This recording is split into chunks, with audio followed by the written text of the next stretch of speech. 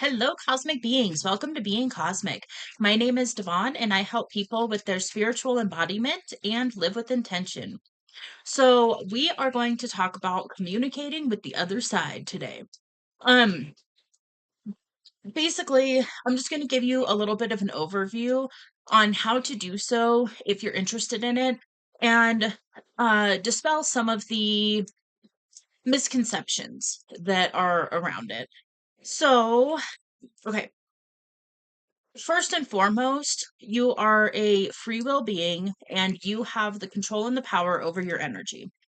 So that's something that when this subject comes up, there can be fear around it, and it's a lot of it's due to misconceptions.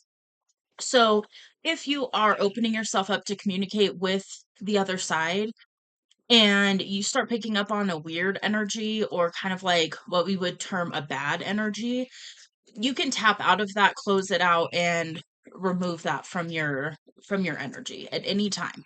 So that's the main thing, is to go into this with do your best not to be scared about it. So that would be my number one thing. The other thing about this is you really want to set your intention, and you also want to um kind of clear your energy and do like a protective thing, so you can just ground in, put up a shield of protective light around you. I use gold light. It's a pure frequency. It's like divine energy, like pure source energy is gold energy. So I would highly recommend using gold energy. um you can light some candles, you can use crystals, you can like smudge your space first, that kind of thing. And so you want to, this is if you're actually going to do like a ritual type thing where you are opening yourself up to communicate fully. um so just be mindful of that and really set your intention, and do something like, I allow communication that's for my highest good. Set that intention, and then you're going to tap into energy that is for your highest good. um Now, with this, if you are attempting to communicate with a specific spirit, like let's say there's somebody that's passed on that you want to communicate with, what you can do is you can talk to that spirit and ask for communication. And then what you're going to want to do is open yourself up to receiving that communication, and understand that it depends on what different clairs you have turned on and what clairs you've been working with.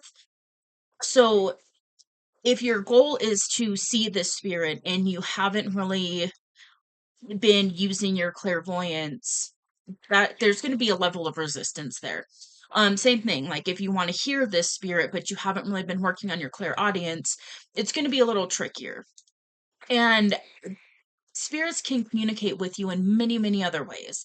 And so, for instance, um, if you are speaking to a specific spirit, let's say it's a grandparent that passed on, and you want to speak with this grandparent, and then you ask for some signs and communication from your grandparent's spirit, and then you see an animal outside your window, that can be a way that they're communicating with you.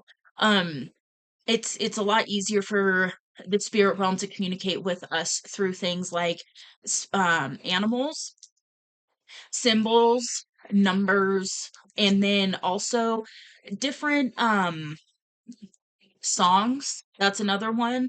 Um Different um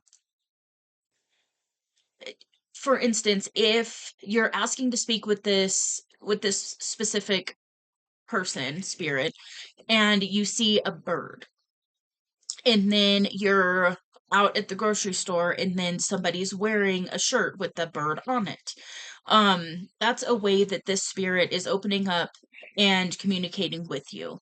And then also another thing to be mindful of with communicating with the other side and with spirits in particular, spirits who have passed on, is there's a frequency difference. Okay, so there's an energetic difference.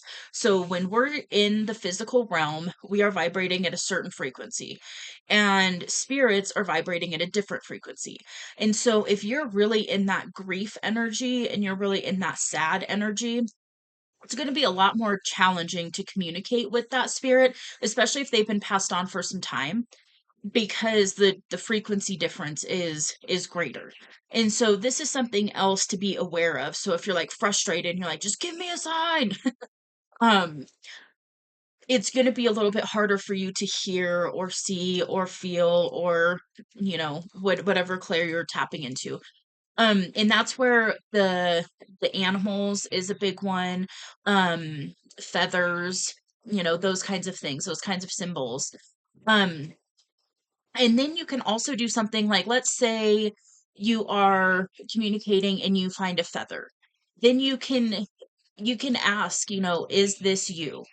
And you might get another sign or a knowing, or a song might come on or something of that nature that's kind of confirmation.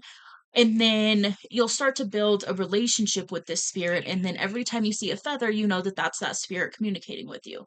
Um, and so that's another way to develop a relationship with spirits or the other side, is through opening yourself up to receive those messages, and then really just put the intention of, okay, now when I find a feather, I know it's from this particular spirit, basically.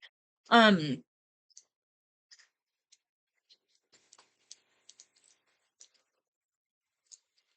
hmm. Seeing if anything else wants to come out about this right now.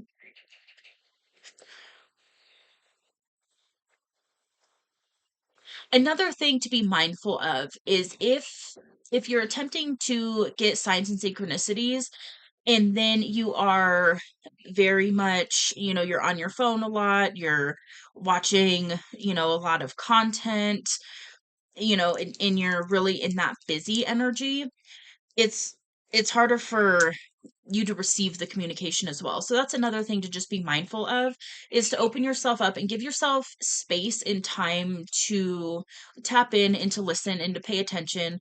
And another thing that I'm big on is pen to paper, and you can start just journaling different signs that you're getting.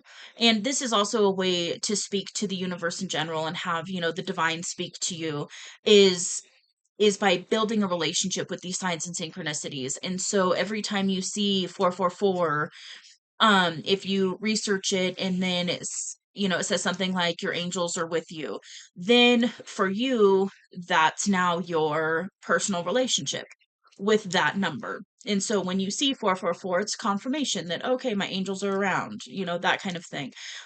If you are attempting to communicate with a spirit in particular, and then you see, the number 345, that can be your new sign with that spirit.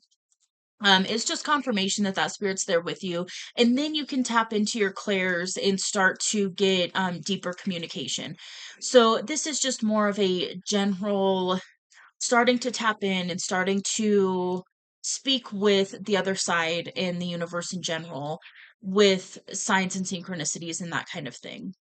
So, if you would like me to go more in depth with this and really give more specific examples, and even like an actual example of like a ritual basically that you could do, where it's more of like a planned out kind of thing, um let me know in the comments below, and I will definitely dive more into this subject. So, other than that, I don't really have anything else to add at this moment.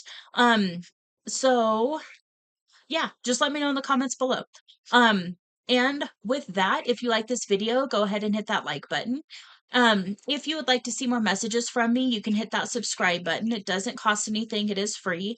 And I will see you on the next message. Bye.